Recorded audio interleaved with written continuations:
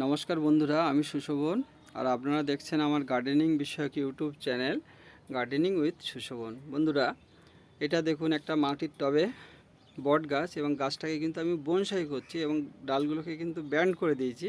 এটা আমি রাউন্ড শেপে বনসাই করার চেষ্টা করছি, এবং এই গাছটাকে কিন্তু রিপোর্টিং করতে হবে, কারণ গাছের যে মাটিতে কিন্তু আর কোনো সার অবশিষ্ট নেই।